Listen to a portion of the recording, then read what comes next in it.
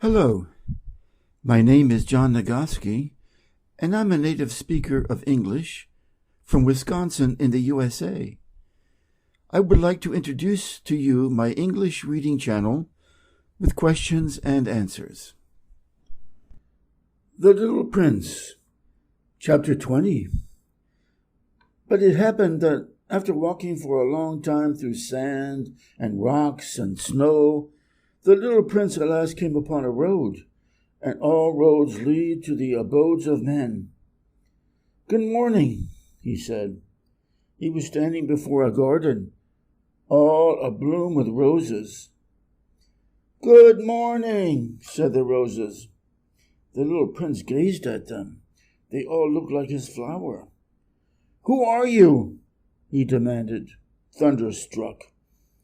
"We are roses," the roses said with roses. And he was overcome with sadness.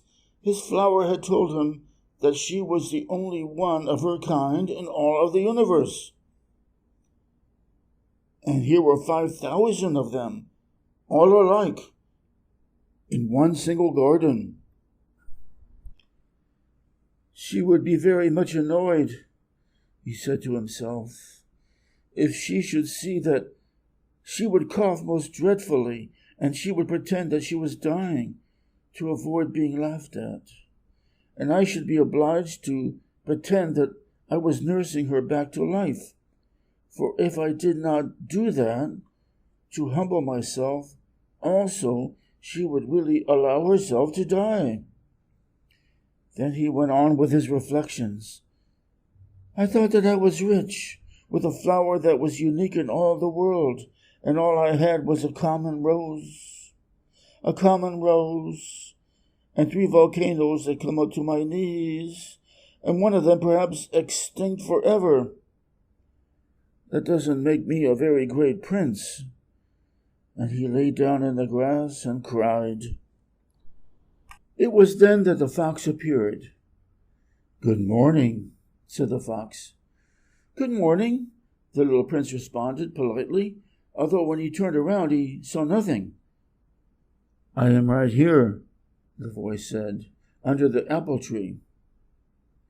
Who are you? Asked the little prince, and added, You are very pretty to look at. I am a fox, the fox said. Come and play with me, proposed the little prince. I am so unhappy. I cannot play with you, the fox said. I am not tamed. Ah, please excuse me, said the little prince. But after some thought he added, What does that mean, tame? You do not live here, said the fox. What is it that you are looking for? I am looking for men, said the little prince. What does that mean, tame? Men, said the fox. They have guns, and they hunt. It is very disturbing. They also raise chickens. These are their only interests. Are you looking for chickens? No, said the little prince. I am looking for friends.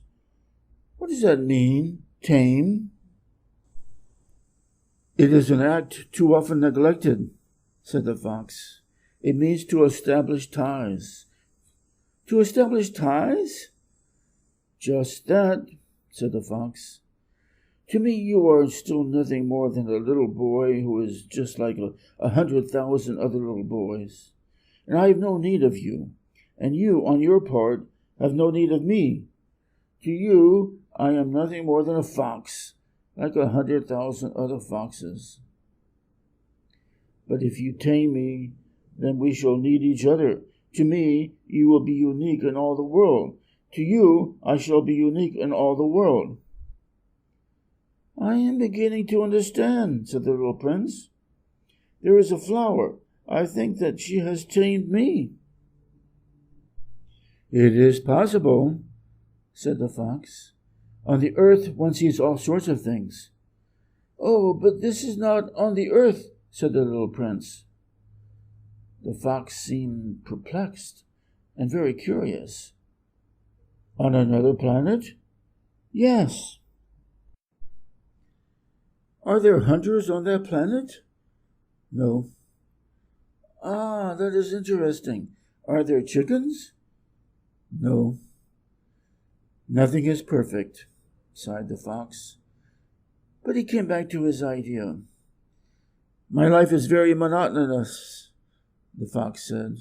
I hunt chickens. Men hunt me.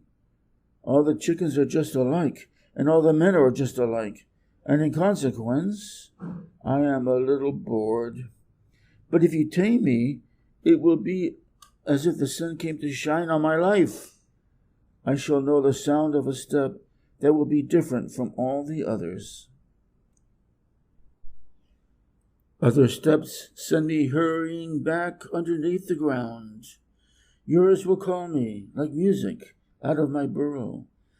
And then look, you see the grain fields down yonder? I do not eat bread. Wheat is of no use to me.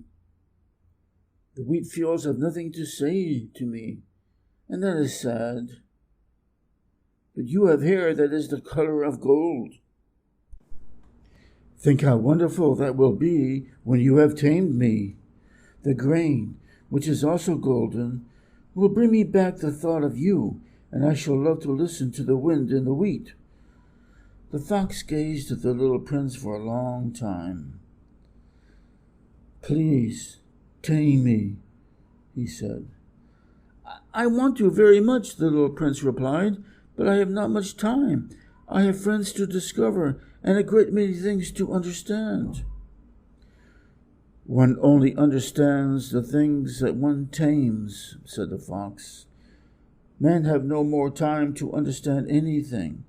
They buy things already made at the shops, but there is no shop anywhere where one can buy friendship, and so men have no friends any more.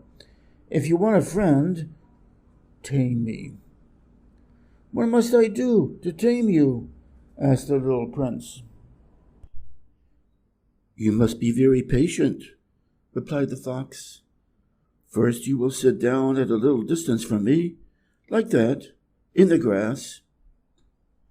I shall look at you out of the corner of my eye, and you will say nothing. Words are the source of misunderstandings, but you will sit a little closer to me every day. The next day the little prince came back. It would have been better to come back at the same hour, said the fox. If, for example, you come at 4 o'clock in the afternoon, then at 3 o'clock, I shall begin to be happy. I shall feel happier and happier as the hour advances. At 4 o'clock, I shall already be worrying and jumping about. I shall show you how happy I am. But if you come at just any time, I shall never know at what hour my heart is to be ready to greet you. One must observe the proper rites. What is a rite? Asked the little prince. Those also are actions too often neglected, said the fox. They are what make one day different from other days, 1 hour from other hours. There is a rite, for example, among my hunters. Every Thursday they dance with the village girls. So Thursday is a wonderful day for me. I can take a walk as far as the vineyards. But if the hunters danced at just any time, every day would be like every other day, and I should never have any vacation at all. So the little prince tamed the fox, and when the hour of his departure drew near, "Ah," said the fox, "I shall cry." "It is your own fault," said the little prince. "I never wished you any sort of harm, but you wanted me to tame you." "Yes, that is so," said the fox.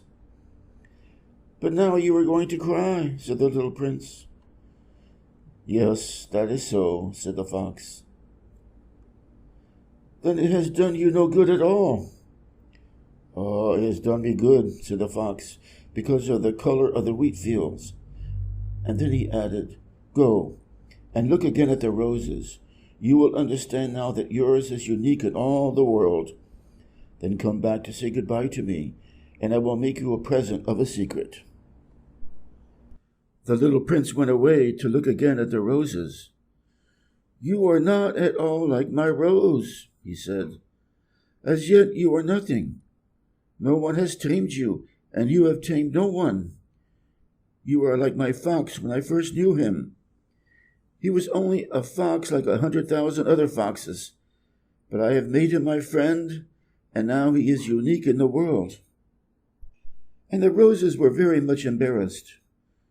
"You are beautiful, but you are empty," he went on. "One could not die for you. To be sure, an ordinary passerby would think that my rose looked just like you, the rose that belongs to me.